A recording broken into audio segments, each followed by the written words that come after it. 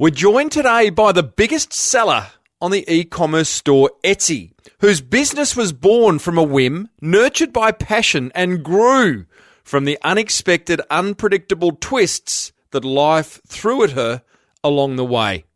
This, my friends, is a marketing masterclass. Welcome to the Small Business Big Marketing Show, where successful small business owners share their secrets to take your marketing to the next level. Now here's your host, Tim Reid. G'day listeners, and welcome back to Australia's #1 marketing show. I am your host, Timbo Reid, but you, so much more importantly, are a motivated business owner ready to crank out some great marketing, and that is what we do around here. If you are new to the show, it's a show all about inspiring you, the business owner, to do great marketing, to grow that baby of yours into the empire that you would love it to be.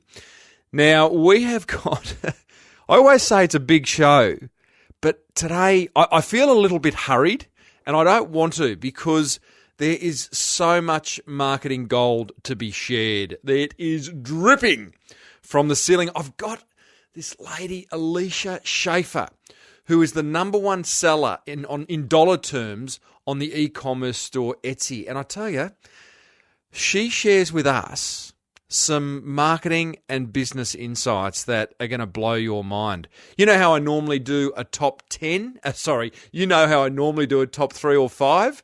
I got a top 10 today of learnings from that interview. So stay tuned for that. I did my first national live TV segment 2 days ago, and I want to share a little bit of an insight into that. Got a marketing motivational quote of the week that reinforces that it's good to be crazy and so much more. So let's get stuck right in. Small Business Big Marketing with Tim Reid. smallbusinessbigmarketing.com. Righto, let's do a quick little check-in. How's your week been? Have you had a great week? Pat yourself on the back if you've had a win or two. I've had some wins. I'm going to put aside the losses, although I did have a loss. One of the wins was I got 4 bookings to speak at various conferences, but I also lost 4 bookings to none other than Steve Bradbury, which I find kind of weird. He was my guest last week, Olympic gold medalist Steve Bradbury, and there are conference organisers out there choosing between an Olympic gold medalist and a marketing bloke. That is interesting in itself. So, but that's okay. I don't mind losing as long as I win some along the way. I did my first live TV segment on Sky Channel Friday night on a show called Business Success. The host, Heidi, was absolutely fantastic. It was an 11-minute live cross out of the studio. I was so excited. I loved it, and I've had some wonderful, wonderful feedback from it. And a big thanks to our very own Andrew Griffiths for putting me up for that. It was just a really great experience, and I've got to tell you, I got the bug. Oh, no, I have got the bug. I want my own show.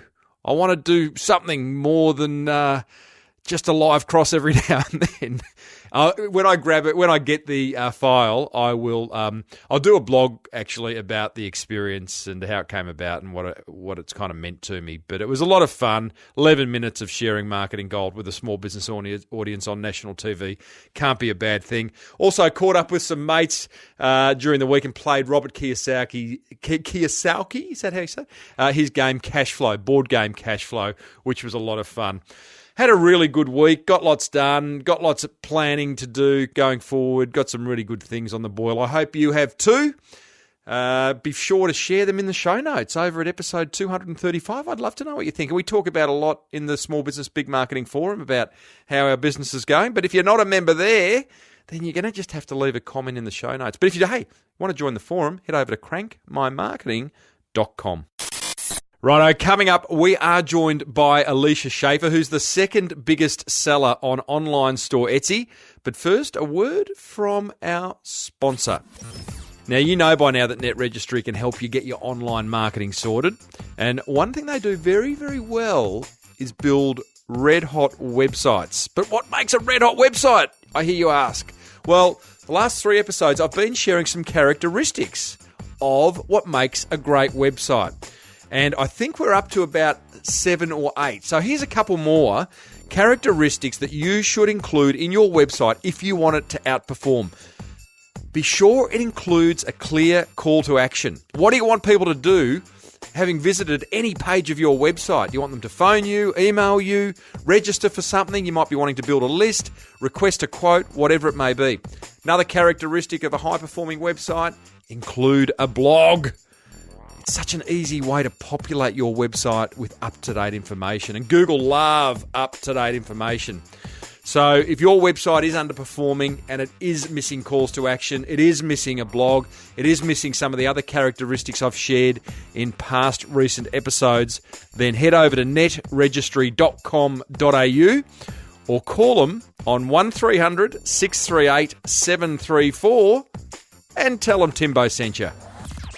So, Marketing Masterclass, here we go. Today's guest is Alicia Shaffer. She owns a business called Three Bird Nest, and she is the number one selling retailer in dollar amount on the e-commerce store Etsy.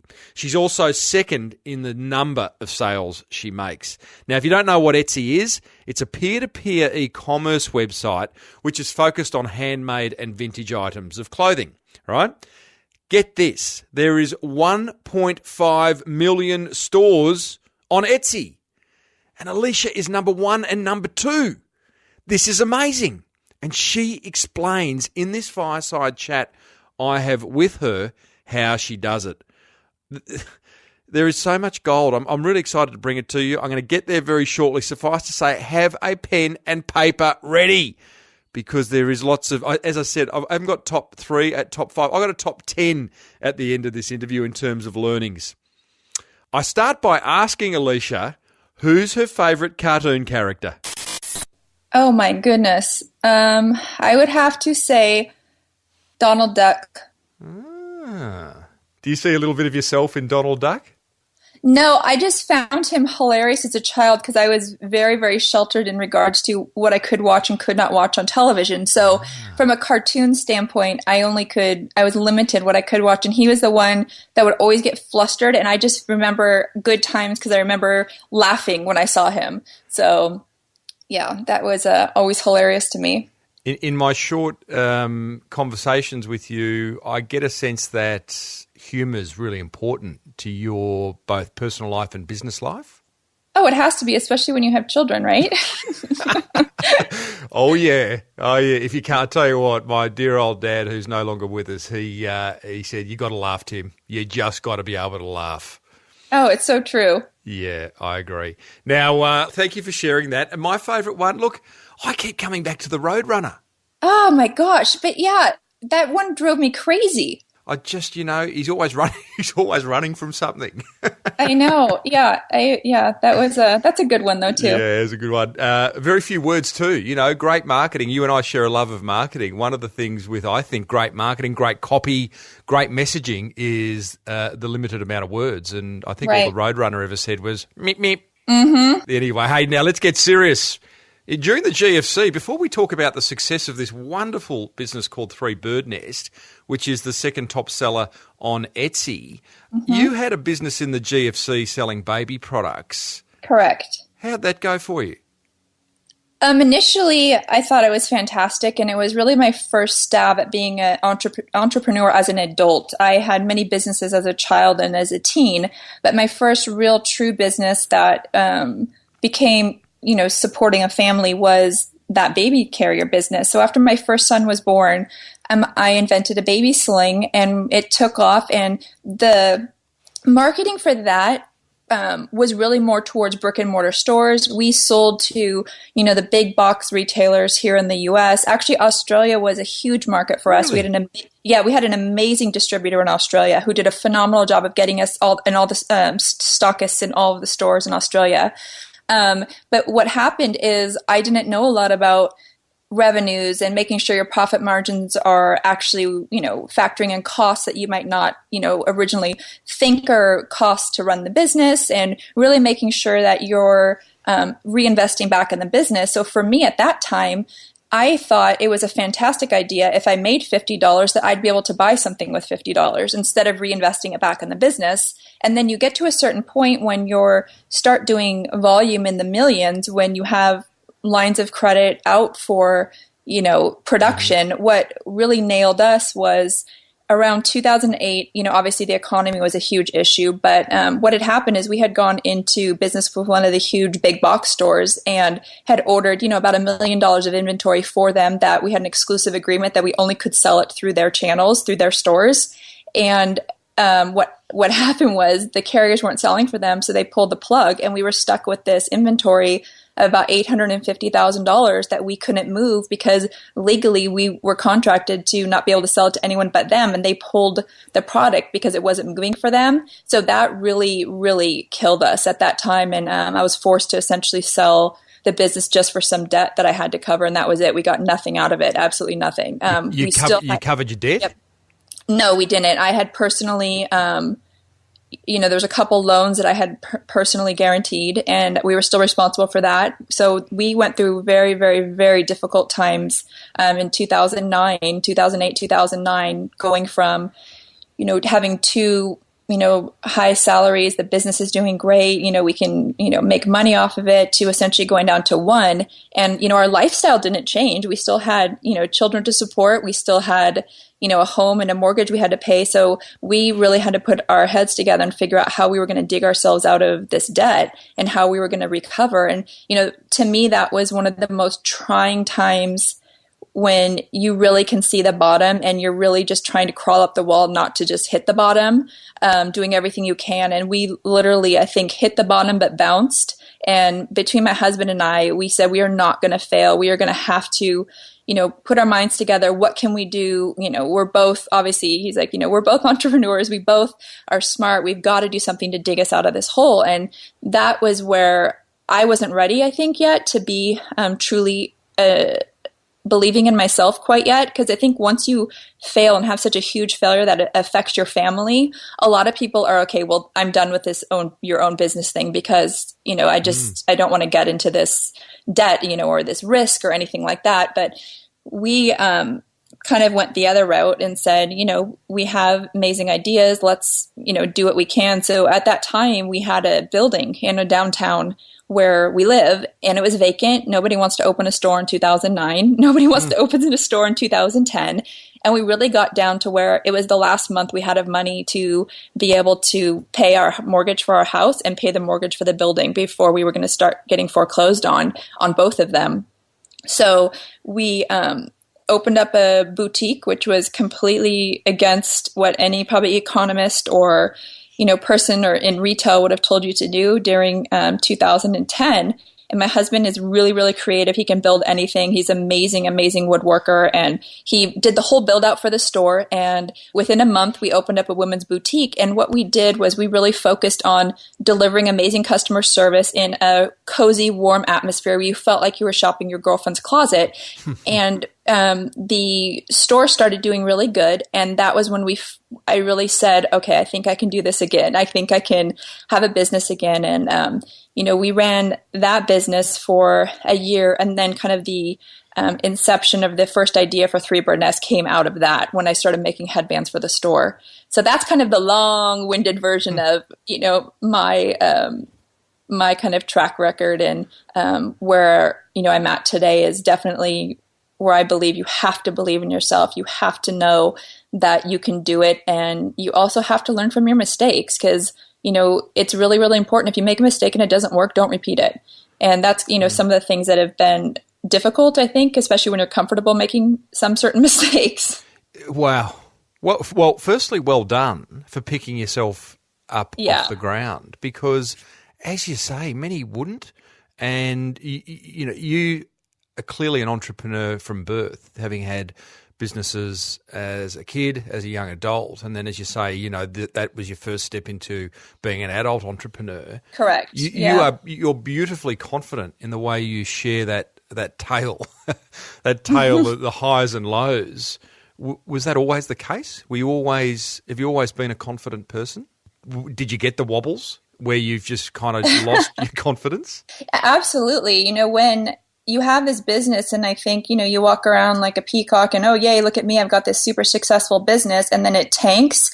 It really, really does something to your pride. It does something to your confidence. But really, for me, it did more than that. It really humbled me. It really, truly made me appreciate any dollar that any customer spent in my store, on my products, because it wasn't just a number to me anymore. It was the appreciation that somebody else had of, essentially my style and what I'm, putting in front of them to purchase. So once I got over the part of, being, oh, woe is me. Oh, look we've almost lost everything. I said, you know what, forget this. I'm not going to let this be, my legacy. I'm going to, kick butt and make this happen. And that's what we've done. And, my husband is great. He's, somebody who will never give up. And I think with the two of us together, we have made a fabulous team. And the difference now, I believe from, having a business now versus when I had one then, both are successful. Both have been, generating, great, sales. But the difference for me is my true appreciation of success because I've tasted failure. Mm-hmm. And that you can't explain almost. You just have to experience it to know what failure tastes like and to know what it feels like to come back from success and have another business. You appreciate it 100-fold. I want to inspire other people to, take that next step in their business, to go forward with an idea they've maybe been sitting on, to, step outside the box and, try something different with their current business that they're doing because it's not working for them. And I believe I'm that way now because of everything that I've been through in the past. So it's had such amazing positive outcomes, but at the time, no way. I was like, why is everything happening like this to us? Why? And it's that whole, Steve Jobs quote, which I love. And it's like, you can only connect the dots looking back. When you're going through the moments, you don't know why all of these things are happening. But in hindsight, you can connect the dots. And for me, I can connect those dots. I can be inspired by them. I can remind myself of, never giving up, keep going, keep kicking butt, let's, show our children that you can do anything and can be successful. And it's been so much better this time around. Would it be fair to say that you sound like you've got a very, very strong relationship with your, both husband and business partner that he is, and that open lines of communication where nothing's hidden, everything's talked. I'm kind of putting words into your mouth here, but everything's talked about. We're going to make this work. Is that and always looking up, not down? Yeah, and it's interesting because when I had the baby products business, it was kind of me, and I'm running this business, and that doesn't work. It doesn't really work when you're in a relationship with somebody when essentially you're taking all the credit for something with no matter what, no matter even if that person is not involved in your everyday, in your office, working with you side by side. If they're your spouse, if they're your partner, if they're, your significant other, they're there supporting you, even if it's at home when you get home. It doesn't matter. That person deserves credit. They deserve, you know what I mean? Like, people don't like to feel that they're not appreciated. And I think for him and I, just on a relationship level, having gone through that together and coming out of that together, 100% has made us stronger as a couple. It's strengthened our relationship. And granted, we wouldn't have thought that either going through it because it was horribly stressful. But we've definitely appreciated the importance of communication and taking time for us and discussing things and, involving each other in what we do on a daily basis, because it's so easy, especially if you're busy and especially if you have your own business. And if one person's running the marketing aspect of it and another person might be doing the bookkeeping, it's so easy to have a disconnect. But I think it's so important that you have that time where you can talk as business partners, that you can talk as friends, that you can talk as, lovers, whatever you want to say, to make it successful. It's just important. And, again, that's another lesson I've learned. So, yeah. So many lessons. Hey, now let's talk then. You've got the store, the high street store, as we'd call it. You then, was that called Three Bird Nest? No, it wasn't. It was a completely different brand. Okay, but essentially selling what Three Bird Nest sells now, correct? Yep. Yes. Very similar. Okay, so that would be kind of. I don't have a fashion bone in my body, Alicia. So like, just bear with me. But Sure. it's like selling that kind of vintage Yeah. type clothing for women. Yeah. Okay. Correct. So at Yep. what point did you go from that high street store to creating this brand called Three Bird Nest and putting it on Etsy? Really, the first step for me was the store itself didn't have a website. And since I was really only doing headbands and, handmade kind of accessories at that time, it was very small. And Etsy seemed like a great marketplace for us to start. So I started selling on there, and I was trying to think of a username. I didn't necessarily want it to be the same name as our brick and mortar store. And I have a tattoo on my left forearm that is for my 3 kids, and it's literally 3 birds in a nest. So that's just like my symbol for my children that I got as a tattoo on my arm. So I was sitting there on the couch trying to think of a creative name that would kind of stick, but it was a little bit different than what you might hear. And it's right in front of you. Yeah, it was right in front of me, literally. And so that's kind of where it first started. So this is interesting. So you've renamed the business Three Bird Nest. You've gone, well, we need a website. And Right. instead of going and having a WordPress site or a Squarespace site Right. built, you've actually gone, no, let's use an existing e-commerce platform, because the website Yep. that we want is one where people can buy, not necessarily just browse. Correct. So you've gone, let's start a store on Etsy and reflect what we have in store, but open it up to the world? Exactly. And, it also comes down to financials. And in the beginning, most people don't have the money to have a website created. It's expensive. And what's even more expensive is driving traffic to your website. So the customers are already coming to Etsy. Etsy does a great job of, marketing the products that are for sale on their website. So the important part, if you're selling on a platform, is to make sure that your shop within that platform is what stands out. And that's what drove me is, I wanted to stand out from everybody else selling on Etsy. I wanted to be unique, and I wanted to be the photo that they clicked on when they searched for headbands or cute scarves. And that was how we started growing. And I really started seeing the need for, basic accessories and the ability for me to grow this brand into more than just something to pay for dance lessons for my daughter, that it really had the opportunity to grow it into a real brand. And that was kind of the deciding factor for me to, move away from having the brick and mortar store and focusing 100% on Three Bird Nest. So I sold the store actually to a gal that was working for me at the time. And she took over and started running the shop her way. And then I am just focused 100% on Three Bird Nest. And one of the deciding factors is I have 3 kids. I can do online stuff at 3 o'clock in the morning. Yeah. It doesn't matter. Yeah. How long? What was the time difference? So you've started this brick and mortar store. Right. You've opened up an Etsy store. You sold the Yep. brick and mortar store after what period of time? We had been open, and the brick and mortar store had been open for 3 years when I sold it. And within that 3-year period, when did you start the Etsy store? 18 months in, a year in? Yes, it was a year and a half into. Year and a half in. So okay, so you're on Etsy for a year and a half before selling the shop. Yep. And okay, so this is, I know, having listened to previous interviews with you, Alicia, you make the point of start with what you have.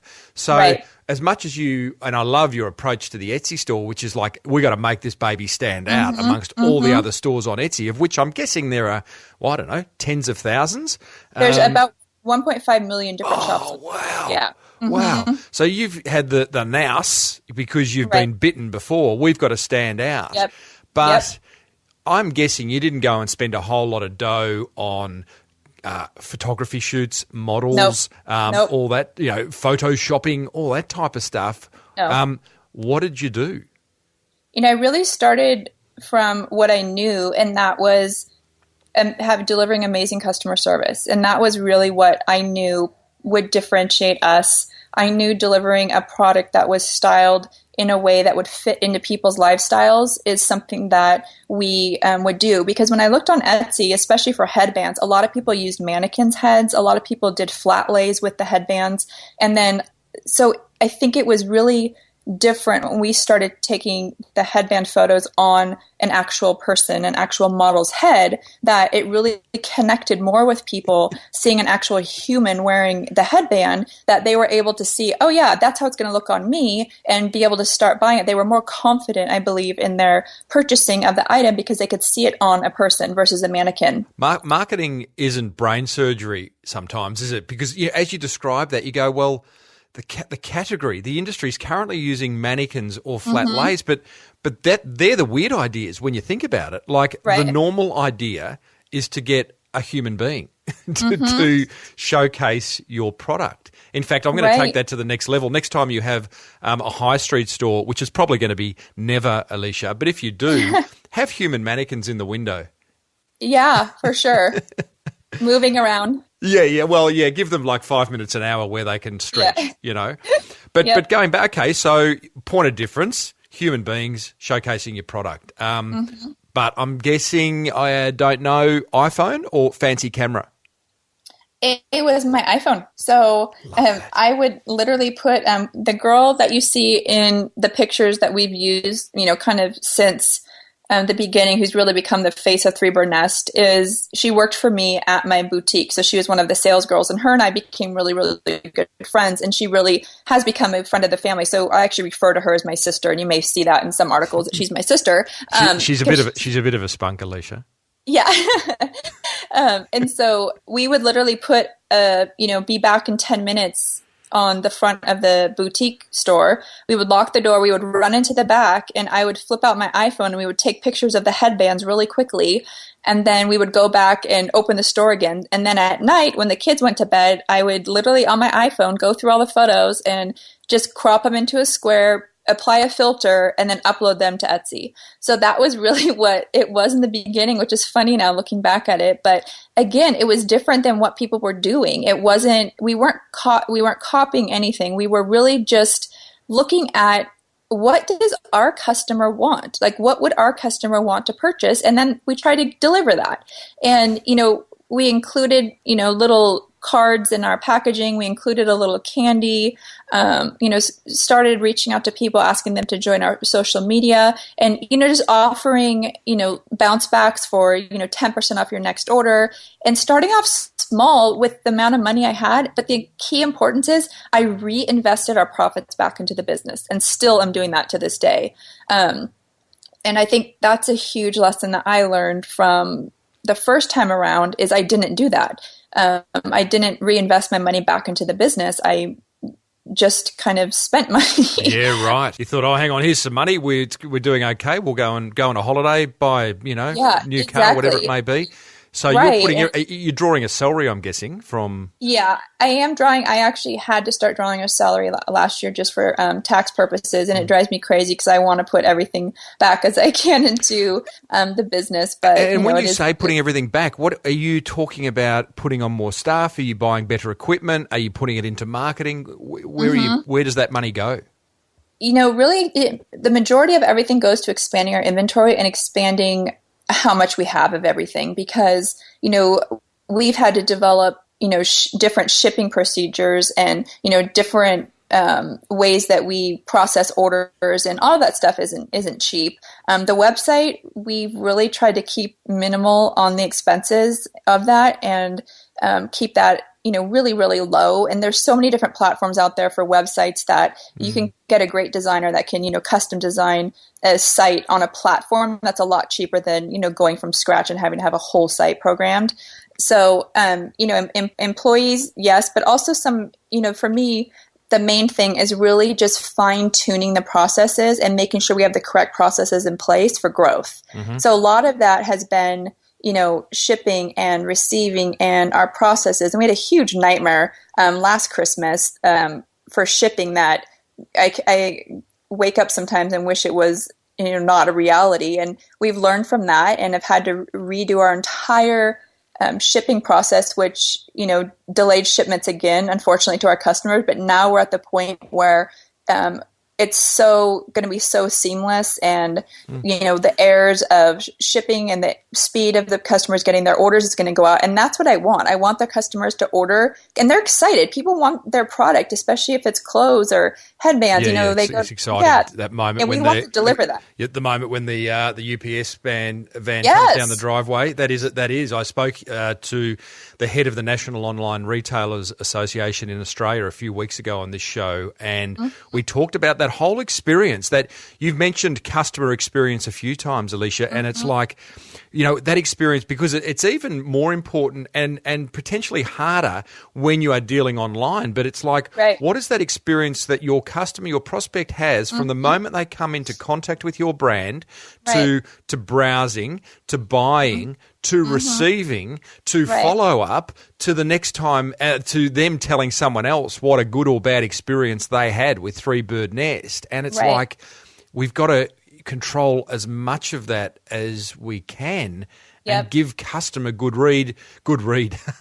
My surname's Reid, so that was a faux pas, but a good reason to talk about us. And I've coined a phrase called word of mouse. Which is like what you're doing, which is you get people to talk about you on Facebook or Twitter or Pinterest or whatever it is. But is there one particular thing that you do in your customer service that you think is, goes? I call them 1%ers. It goes above and beyond what people expect. There's several times where, if a customer, for example, I can give you some orders lately over holiday. We were using a third-party fulfillment center, and I didn't have the staff or the warehouse to be able to ramp up quickly enough for holiday. And so what I did is I outsourced our shipping to a third party, and I literally think what they did was when they received all of our product, they made a huge mountain of everything, mixed it all up, and then when the orders came, they just picked whatever they could and shipped it out to the customers. Because it was a complete nightmare disaster. And imagine our customers are ordering Christmas gifts. We're excited. We like delivering Christmas. We like delivering holiday gifts. We love that. That's part of, my excitement for having a company that does have, great giftable items is I love delivering things on time to people. And when we had such this huge disaster, I had to make a quick decision after holiday of what we were going to do to turn that around. And what that meant was leave that warehouse and go to a new one where we could set up the entire process. So what I had to do, unfortunately, was all the customers who didn't get the right product or who didn't get their order, our customer service team dealt with them and, did what they could to get them their new product or, refund them or whatnot. But then the second thing is we gave each of the customers who had a huge order delay like a $15 or $25 credit to the website to order from us again, just because we wanted them to trust us and know that we appreciate their business and we don't want to lose it. So they order from us again, and we're in the middle of this new warehouse move. And it takes 4 times as long, essentially, to get it set up because we have to get it done right. I'm not going to have this nightmare over holiday like we had again. But of course, to the customer, they don't know that. They just know that their order's delayed again. So it's been, the past couple of months have been very trying from a logistics standpoint, but now we're set up to where everything coming in is going out. All of our inventory is streamlined. But what we've done is, I've sent out personal messages to the people I know that are really upset and, we'll credit back their order. We've even, refunded some people who have had like a disaster experience with their order and still sent them the product. Are you picking up the phone and calling clients? Absolutely, we have. I have, our customer service manager has, and I've emailed people personally so they know it's coming from me. Look, I want you to know we care about you, and a lot of this was out, and it seems lame because I don't want to make excuses because at the end of the day, they ordered from us, and we need to deliver to them regardless of, what the backstory is, and that's what we want to do. Yeah, love it. So, recovering from that is really just putting the best foot forward that we can and being as transparent as we can and say, look, we know we messed up, but we've recovered from that. Here we are. Trust us again. We promise we're going to get you your items and, making it worth their while. So, it's so important to me, that customer relationship, that they are excited to shop your site. They want to come back. They're a fan of yours on Facebook and Instagram and, social media. And you're really, relatable to them. I think that's also a huge think thing. you can make that a game. I think it's such an important part of the whole marketing mix. And when I say making it a game, have fun with it. Have fun with the idea of putting a smile on people's dial when they come into your virtual store, when they receive the package at the other end and unwrap it and there's some candy in there or a discount voucher for the next purchase. And, these things are such low cost to you, the business owner, but such high perceived value to the recipient. Hey, I want to move on. Gosh, I love talking to you. Listeners, I'm talking to Alicia Shaffer, who is the second biggest seller on the website Etsy, which is a website that sells craft and vintage wear. It's sort of like a big eBay. Not really. It's not auctions. It's you buy now. But Alicia, you have moved on from Etsy. You've still got your Etsy store. You've now got threebirdnest.com. And I am guessing that is because you wanted to take entire control of your e-commerce presence and I'm guessing stop paying commission to a third party. Yeah, and it even goes further than that we love listening to our customers, and one of the things that we kept getting repetitive questions on is the clothing in each of our photos that we used for the headbands and or scarves. People wanted to know where we got the shirts, where we got the pants, where we got the shoes. And the light kind of went on, and I said, well, why are we not giving our customers what they want and really being a one-stop shop for them to get an effortless style from head to toe? We, post everything in outfits. We put all the links for, every item that's shown in the photo. And, we really hopefully translate the style that we offer into that customer's day-to-day life. And yeah, absolutely. Etsy does take a good chunk of change for every sale, as well as we are limited on what we can sell on there to us making it. So, that's another thing that on our website, we can branch out and add, clothing from, that's globally sourced from around the world. Okay, as because well as, Etsy is about you producing everything. It's like it's coming from your workshop, whereas what you've been able to do now with your own website is you still continue to make a percentage of the product, but you're now sourcing. Yes, exactly. What's the split? If you look at it now, I think because we've been growing so much in the clothing avenue, we really are probably at like a 75-25. So 75% of the merchandise is outsourcing, and obviously that's only on our website. And then that 25%, which is the stuff that we do in-house, is on Etsy as well as our website. But like all of the kind of newer stuff and a lot of the jewelry and the clothes and the shoes and, the things that really complete the outfit are items that are only on our website that are items that we do source. So what was the, how long ago did you move into having your own website, Alicia? We launched the website about a year and a half after Etsy. After Etsy. So what did you see? When did all of a sudden that website take off? Because essentially you can't promote your standalone website out of Etsy. So how did you're effectively starting a brand new online presence in a what I call a haystack, which is the internet, and you are the needle. How did you get that bad boy found? What we did is, and what we continue to do is, convert really our Etsy shopper onto our website. And we would put the inserts into all of our orders that would have just the URL for our website, asking them to shop there with like a $10 off their order from our website. So that way they can really know that we have our own website, that they can see that we have, an extensive, more categories that they can purchase from. And then we also started really focusing on, instead of, anytime we ran a promo or a sale, we used to push everything to Etsy because that was, I don't want to say it was easier, but it was kind of easier for us because that's what we were known for. But we decided, last year, really probably about August, that we were really going to focus heavily on our website and, driving the traffic to our website and asking our customers to shop there because we can provide them with a lot more than we can within Etsy. Okay. So that's one avenue. That's a slow burn. It's a smart burn because they're existing clients. They love you already. So they're going, cool, Alicia's got a website now. And there's more on offer. But what about the bigger world? And I'm guessing ranking, like you are in a competitive industry. And I'm not sure, I'm not your target audience, so I'm not sure what I'd key into Google to find a website like you. But what are you doing? You're doing AdWords? You're doing social media? Are you doing SEO? What do you got? You're running ads in the Super Bowl. Yeah, right. I wish. We really try to reach out and target with bloggers and, really brand activists, we like to call them, that will wear our product, will tag us on social media to get their audience to know more about us. We're really active in social media. On our Facebook page, we are very active. We post, 5 to 6 times a day of new items, as well as sales, as well as, pictures that really have nothing to do with sales, but they're like a cute dog or something that's fun that like appeals to our audience. But,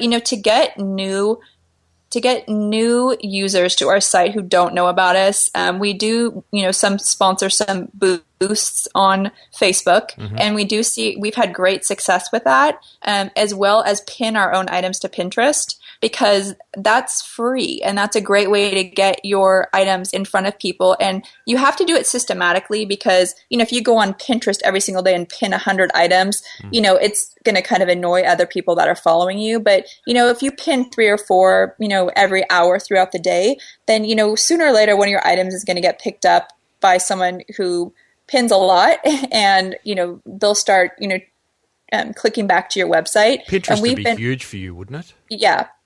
So that's been really, really successful for us. And, I haven't had the budget, to really have a huge advertising marketing campaign. So we've been, really, really aggressive on social media, and in a way that I'm not trying to sell something to somebody. I'm so excited about what we do, and now having the, the whole effortless style for the whole complete outfit that, I want people to be excited like we are and share it. And that's where we're getting additional, people coming to the site. I interviewed some girls a few months ago now. They have a product. In fact, they're graphic designers, Alicia, and they thought, well, we better practice what we preach. We better create our own product that's going to allow us to share our brand experience. And they created a product called Frank Body Scrub. So it's actually used coffee granules from cafes, which they turn into a body scrub. And one of their marketing strategies, which I kind of like, I could see you using, they use seeding. And seeding is where they send a Polaroid camera and some body scrub to celebrities. And they say, hey, listen, here's some body scrub, Polaroid, take some photos of yourself with the scrub on. And then they post it, to Instagram. And that's worked really well for them. Do you seed at all? Do you have well-known people wearing Three Bird Nest?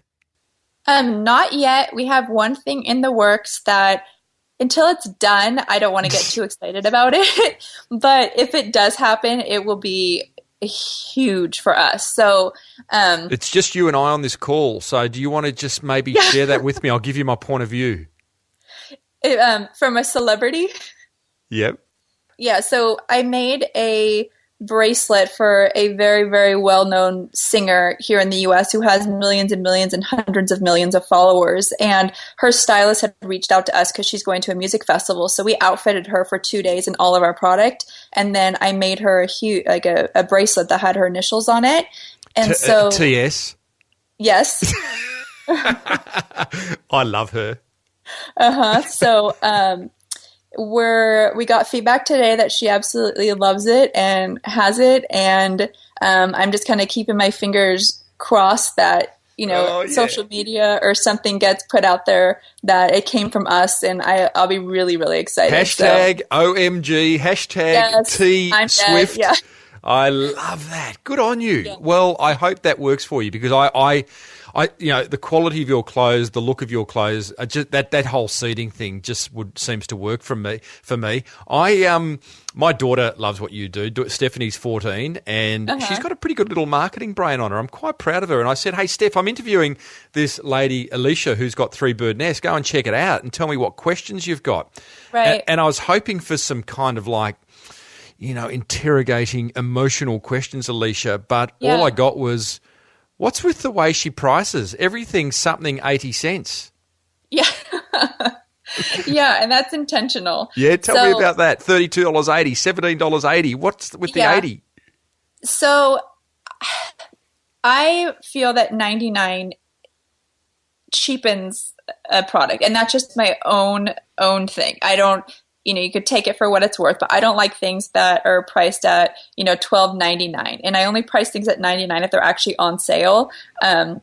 But other than that, we do the 80 cents because if I price something at just $38, that's great. But if I price something at $38.80, I'm getting almost an extra $1 for that sale. And it's not any different to our customer. And it keeps me from going up to 39. So, we've really kind of intentionally, done that to where it's kind of like, I don't know, our pricing strategy to keep things, a little like $1 less than what we would kind of roll them up to without going to the 99.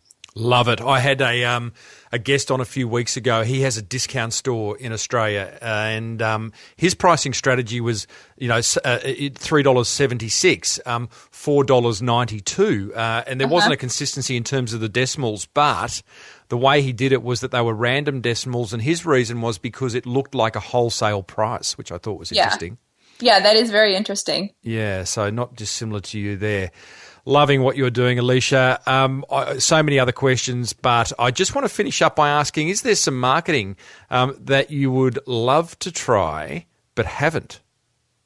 Oh, gosh, there would. We've never done any true, advertising, I think. So I would love to absolutely do something that was very different. I would love to do, something more along the lines of creating like a video that really could show all the different styles, of somebody wearing like our product in so many different styles, and, the different looks of Three Bird Nest from like the same outfit, and, being able to get that in front of our users, putting it on, YouTube, and, really targeting some, curators, I guess, that have, huge followings. And I love so many different forms of advertising, but it's always interesting to think about where you would actually put your money.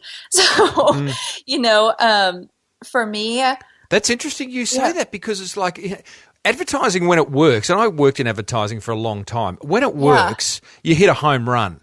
Right. But in my experience, both in the advertising that I worked on, and it doesn't paint a good picture of me, and also at the business owners that I speak to, is that most doesn't work, and it's a bottomless pit. And here you are in a business coming out of Etsy, now with your own e-commerce website where everything is measurable to within an inch of its life.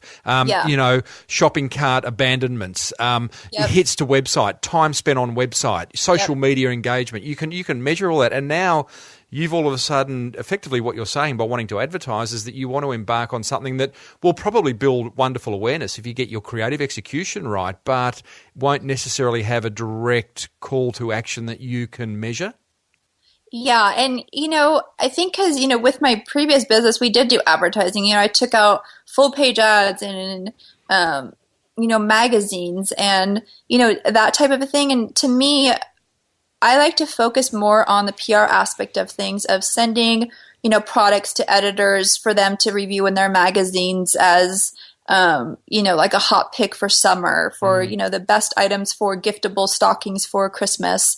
And so I think our strategy we haven't really thought about advertising from like a true advertising standpoint. We've really done more of, PR and, reaching out to, people that are within our space that we have crossover, that we can do shared contests with, that type of an approach. Yeah, right. Do you know the story of First Kiss?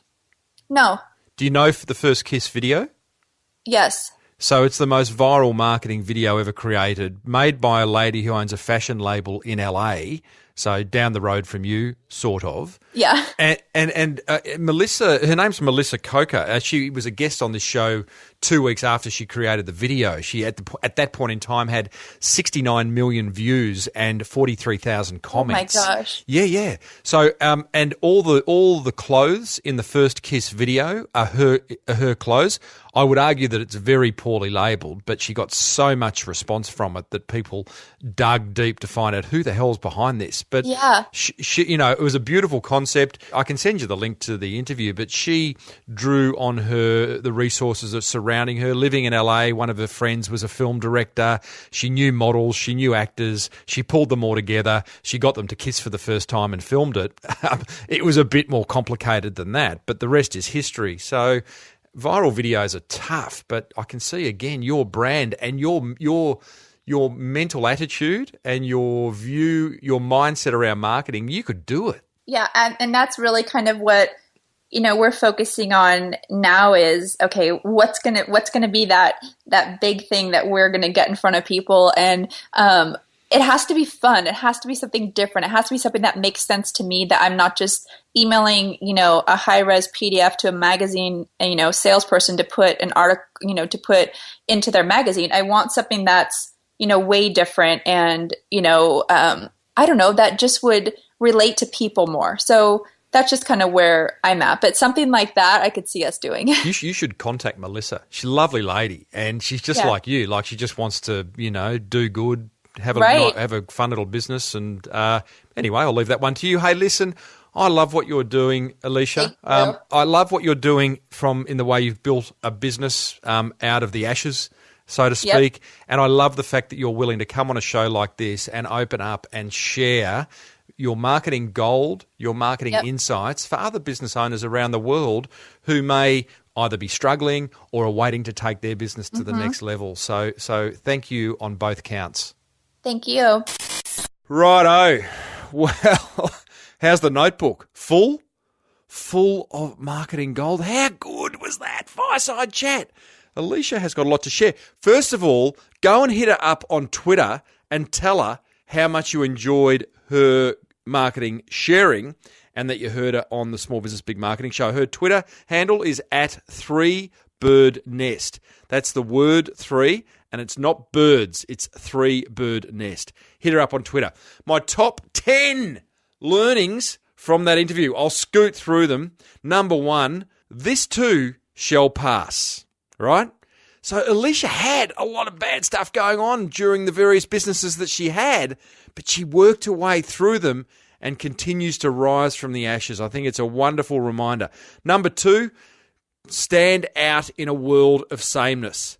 The fact that she took photos of her product on a real model, on a real human being, versus not a mannequin, like, that just makes sense, doesn't it? It seems obvious. But what are your competitors doing, and how can you do better than that, do the opposite of that, and stand out? Number 3, start with what you've got. Alicia started with her iPhone and was taking very cool photos with her iPhone. I love that. Don't feel you have to go and buy all the great equipment to smash out great marketing. You'll get there because you'll start to earn more money as you slowly do great marketing. Number 4, if you love what you do, time becomes irrelevant. Alicia was, 2 a.m, sifting through photographs that she'd taken the day before. Marketing becomes a hobby when you love it, and time does become irrelevant. Number 5, reinvest your profits back into the business. In the Robert Kiyosaki game that I played this week, there's a thing called doodads. And doodads are those things that you go and waste your money on.